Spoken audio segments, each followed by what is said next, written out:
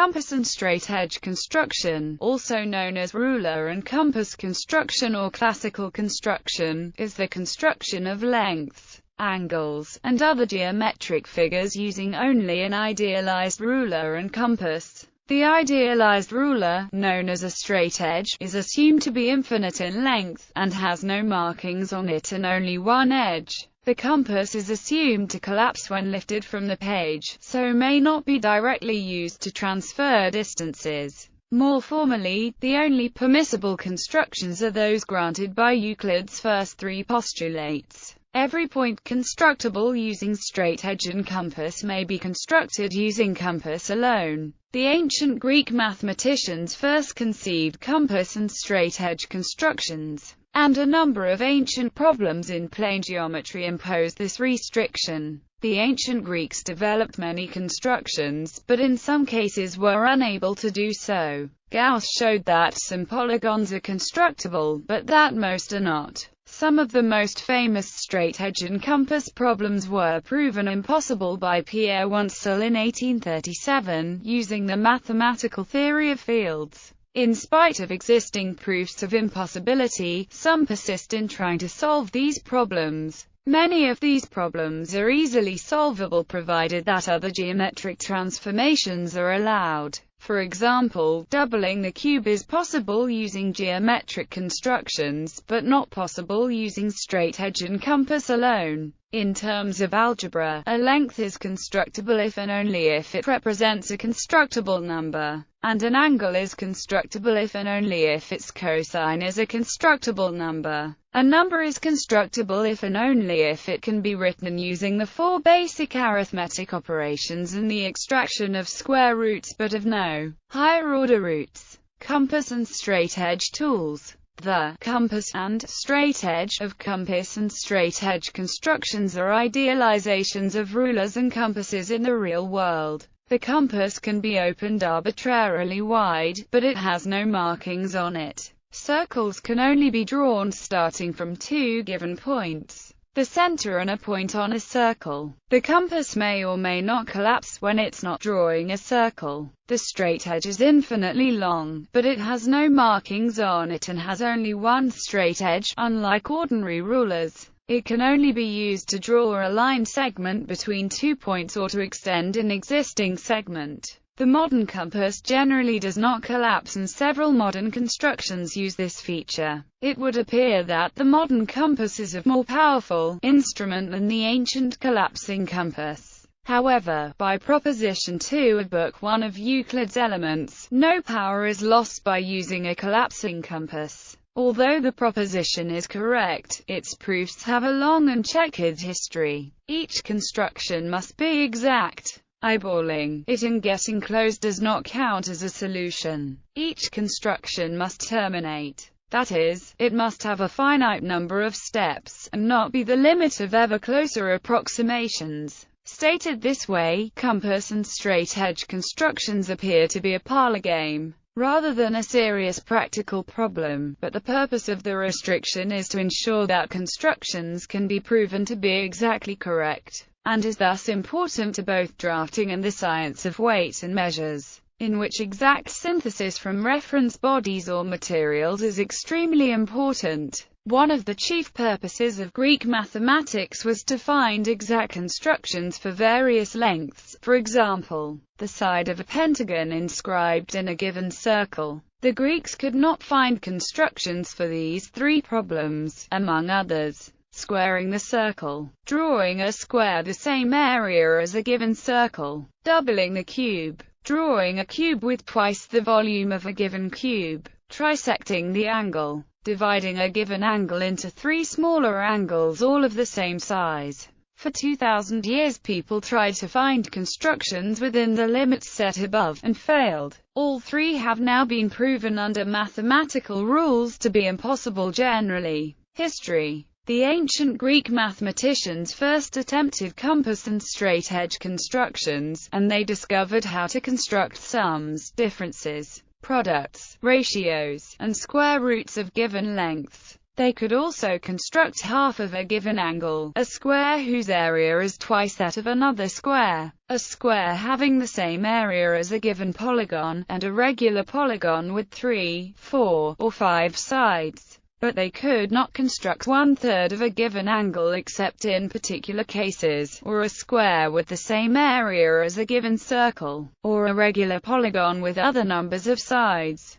Nor could they construct the side of a cube whose volume would be twice the volume of a cube with a given side. Epocrates and many Tmuz showed that the area of the cube could be doubled by finding the intersections of hyperbolas and parabolas, but these cannot be constructed by compass and straight edge. In the 5th century BCE, Hippias used a curve that he called a quadratrix to both trisect the general angle and square the circle, and Nicomedes in the 2nd century BCE showed how to use a conchoid to trisect an arbitrary angle, but these methods also cannot be followed with just compass and straight edge. No progress on the unsolved problems was made for 2 millennia, until in 1796 Gauss showed that a regular polygon with 17 sides could be constructed. 5 years later he showed the sufficient criterion for a regular polygon of n sides to be constructible. In 1837 Pierre Wunzel published a proof of the impossibility of trisecting an arbitrary angle or of doubling the volume of a cube,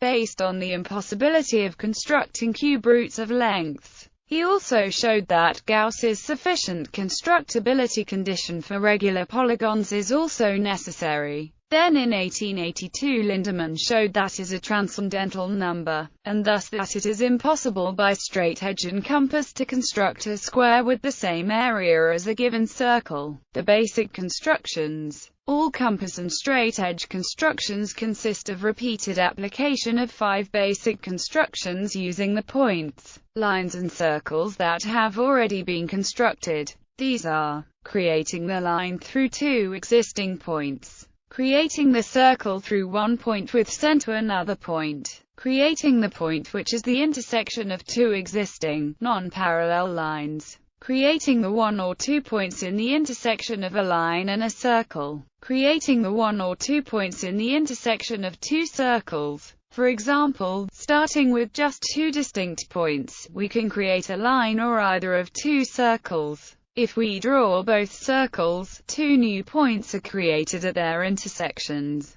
Drawing lines between the 2 original points and one of these new points completes the construction of an equilateral triangle. Therefore, in any geometric problem we have an initial set of symbols, an algorithm, and some results. From this perspective, geometry is equivalent to an axiomatic algebra, replacing its elements by symbols. Probably Gauss first realized this, and used it to prove the impossibility of some constructions. Only much later did Hilbert find a complete set of axioms for geometry. Much used compass and straight edge constructions. The most used compass and straight edge constructions include constructing the perpendicular bisector from a segment, finding the midpoint of a segment, drawing a perpendicular line from a point to a line, bisecting an angle, mirror a point in a line, construct line through a point tangent to a circle, constructible points and lengths. Formal proof. There are many different ways to prove something is impossible. A more rigorous proof would be to demarcate the limit of the possible, and show that to solve these problems one must transgress that limit. Much of what can be constructed is covered in intercept theory. We could associate an algebra to our geometry using a Cartesian coordinate system made of 2 lines, and represent points of our plane by vectors. Finally, we can write these vectors as complex numbers, using the equations for lines and circles. One can show that the points at which they intersect lie in a quadratic extension of the smallest field f containing 2 points on the line, the center of the circle, and the radius of the circle. That is, they are of the form where x, y, and k are in f. Since the field of constructible points is closed under square roots, it contains all points that can be obtained by a finite sequence of quadratic extensions of the field of complex numbers with rational coefficients. By the above paragraph, one can show that any constructible point can be obtained by such a sequence of extensions. As a corollary of this, one finds that the degree of the minimal polynomial for a constructible point is a power of 2. In particular, any constructible point is an algebraic number, though not every algebraic number is constructible. For example, is algebraic but not constructible. Constructible angles. There is a bijection between the angles that are constructible and the points that are constructible on any constructible circle. The angles that are constructible form an abelian group under addition modulo 2 pi. The angles that are constructible are exactly those whose tangent is constructible as a number. For example, the regular heptadecagon is constructible because, as discovered by Gauss, the group of constructible angles is closed under the operation that halved angles. The only angles of finite order that may be constructed starting with 2 points are those whose order is either a power of 2, or a product of a power of 2 and a set of distinct Fermat primes. In addition, there is a dense set of constructible angles of infinite order. Compass and straightedge constructions as complex arithmetic. Given a set of points in the Euclidean plane, selecting any one of them to be called 0 and another to be called 1, together with an arbitrary choice of orientation, allows us to consider the points as a set of complex numbers. Given any such interpretation of a set of points as complex numbers, the points constructible using valid compass and straightedge constructions alone are precisely the elements of the smallest field containing the original set of points enclosed under the complex conjugate and square root operations. The elements of this field are precisely those that may be expressed as a formula in the original points using only the operations of addition, subtraction, multiplication, division, complex conjugate, and square root, which is easily seen to be a countable dense subset of the plane. Each of these 6 operations corresponding to a simple compass and straightedge construction. From such a formula it is straightforward to produce a construction of the corresponding point by combining the constructions for each of the arithmetic operations. More efficient constructions of a particular set of points correspond to shortcuts in such calculations.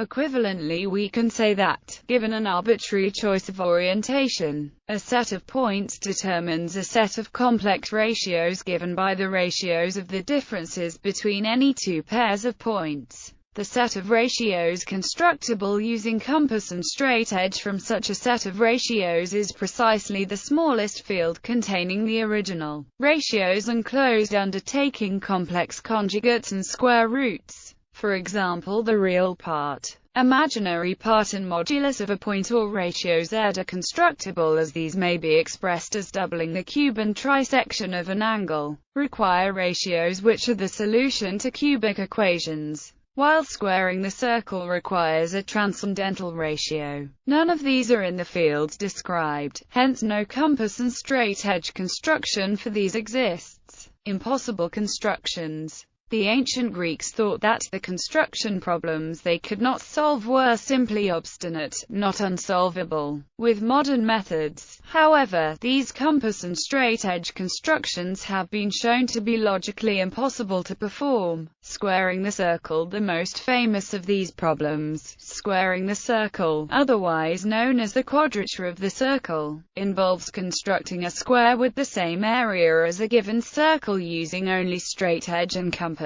Squaring the circle has been proven impossible, as it involves generating a transcendental number, that is, only certain algebraic numbers can be constructed with ruler and compass alone, namely those constructed from the integers with a finite sequence of operations of addition, subtraction, multiplication, division, and taking square roots. The phrase, squaring the circle, is often used to mean doing the impossible. For this reason, without the constraint of requiring solution by ruler and compass alone, the problem is easily solvable by a wide variety of geometric and algebraic means, and has been solved many times in antiquity. Doubling the cube. Using only a straight edge and compass, construct the edge of a cube that has twice the volume of a cube with a given edge. This is impossible because the cube root of 2, though algebraic, cannot be computed from integers by addition, subtraction, multiplication, division, and taking square roots. This follows because its minimal polynomial over the rationals has degree 3. This construction is possible using a straight edge with 2 marks on it and a compass. Angle trisection.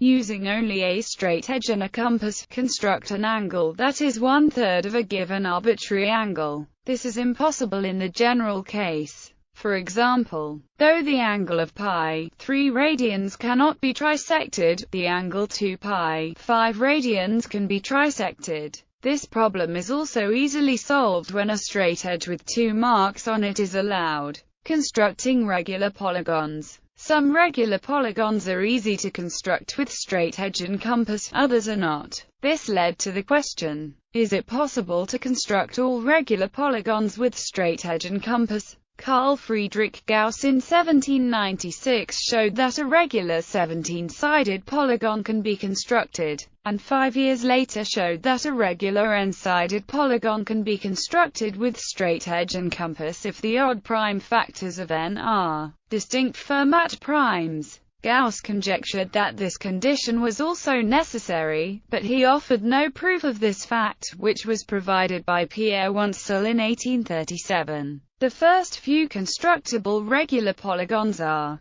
3, 4, 5, 6, 8, 10, 12, 15, 16, 17, 20, 24, 30, 32, 34, 40, 48, 51, 60, 64, 68, 80, 85, 96, 102, 120, 128, 136, 160, 170, 192, 204, 240, 255, 256, 257,272. Distance to an ellipse. The line segment from any point in the plane to the nearest point on a circle can be constructed, but the segment from any point in the plane to the nearest point on an ellipse of positive eccentricity cannot in general be constructed. Constructing with only ruler or only compass. It is possible to construct anything with just a compass if it can be constructed with a ruler and compass, provided that the given data and the data to be found consist of discrete points. It is impossible to take a square root with just a ruler, so some things that cannot be constructed with a ruler can be constructed with a compass, but given a single circle and its center, they can be constructed.